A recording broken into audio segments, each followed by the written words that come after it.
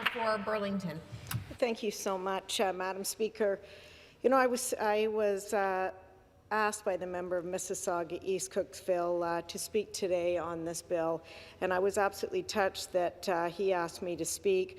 I want to thank you, first of all, so much for bringing this forward, because any day that we can recognize and talk about it just makes it so much better. It actually brought to mind when I was here the former MPP from Kitchener-Waterloo, Elizabeth Whitmer, who had served as Minister of Education, Minister of Labour, Minister of Health, and Deputy Premier during her 22 years in office, had brought her bill forward, Bill 14, and then it became the Government of the Day's Bill, Bill 13. The reason I'm saying that is it was Bullying Awareness and Prevention Week.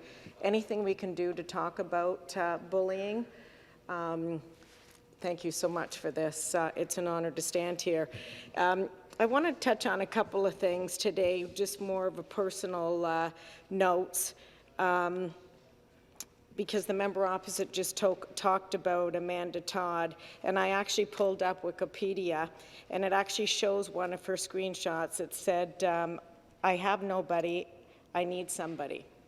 And I was in tears reading what had happened to her at 15 years of age. We all know. I'm just going to reiterate, because there were 13 million views that watched that. But I have 5 kids, and I remember my kids saying to me, "Mom, everybody's watched it, but we all have our own stories, but there's no one there to help us with our stories."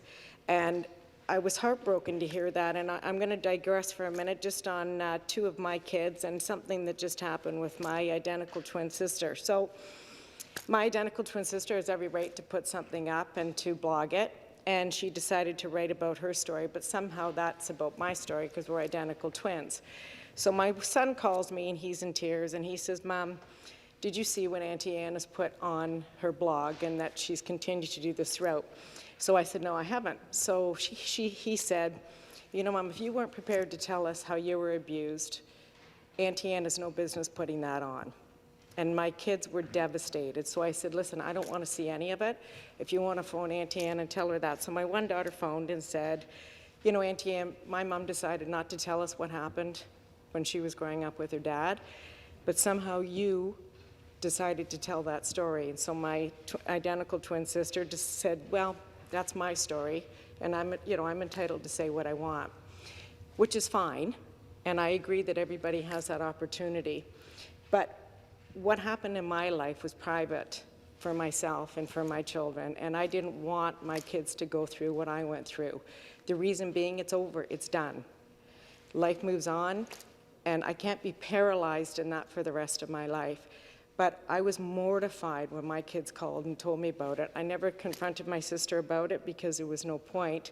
But I'm just saying, even with our own families, the damage that people do. And I get the member was saying that when you don't see someone hitting somebody or physically doing something, that people don't realize the damage that they do. Well, I'm going to say right there, see, I don't believe that with what my sister did. The reason saying that is it was very hurtful. It was a terrible time in my life, and she would know how that would make me feel.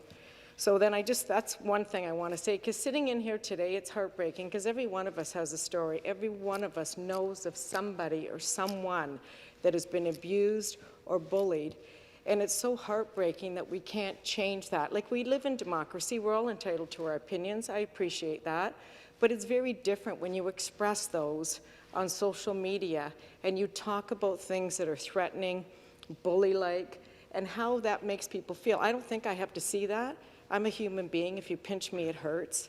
But I'm off Twitter, and I say that because we've heard a lot of conversations today about Twitter. And my daughter Taylor called me, I don't know, I'm going to say 2 months ago, and she says, "Mom, oh my gosh," she says, "you're not going to believe whatever the fake name was on there. This person talking about you at an event, and that you literally make him sick to his stomach because he has to look at you, and he can't wait till you're no longer an MPP anymore because you're disgusting." So Taylor's crying, and I said, "Taylor, listen to me. What somebody thinks of me does not define who I am as an individual. I know you're sad, but don't take it to heart, because what kind of person is that sits and talks about someone's personal appearance, which some of us have had it here, when it had nothing to do But it had nothing to do with what we were doing, and it was a wonderful thing about food banks that we were actually talking about and doing. So I'm just saying that, you know, it didn't affect me in any way. I'm not on it anymore because personally I look at Twitter and there's nothing good that comes from that, right? And so I'm just saying my personal thing, I have to be on social media.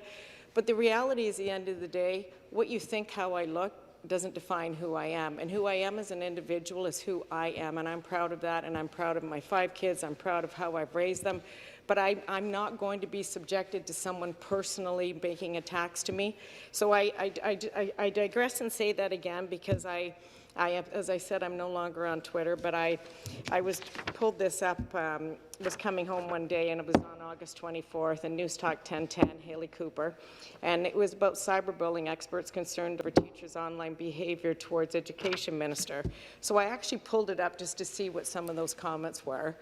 They're not even worth repeating because they become personal. And that's not who we are and what we're doing in this house and how we're supposed to be doing the best that we can because we have a position and why we're doing those things.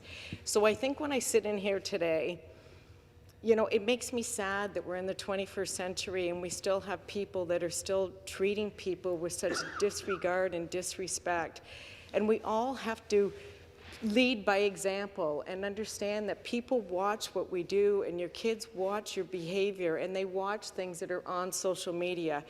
Start with ourselves, because how we conduct ourselves on an everyday basis is what gives our kids, the generation, the green lights to continue what they're doing. So if I say anything, if just one of us makes a change every day to make a difference on social media, because we watch and we have people that bully. If we're standing beside the bully, then we're just as much of a bully because we're doing nothing to change any of that. So I just, you know, I want to say, you know, my daughter, Taylor, when she went to high school, she was bullied, and so she started Project 8. So I said to her today on the phone, Taylor, why did you call it Project 8? And she said, Mom, because 8 was an infinite sign to mean all of us are in this together. So actually it's more like Project Infinity. But she just got up and she says, everybody has to learn to love themselves. And if you love yourself, and everybody needs to know that things are okay. And so I was proud of her for doing that because we all have to make a stand somewhere. And so today my point is not to talk about, you know, the situation in my life where it is. My point is just to say that just because we can't feel or watch what people are doing to people doesn't mean that we all don't have feelings, and we all watch what happens on social media, and every one of us has been touched by it because people hide behind social media just like they do emails. People will say something in an email, you'll see them on the street and they're, you know, friendly as anything, and they don't acknowledge any of that.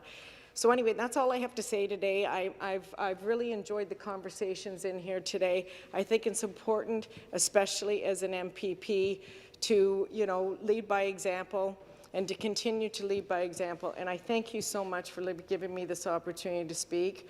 And I thank you for bringing this day forward. It means a lot to all of us in here, and keep the conversation going.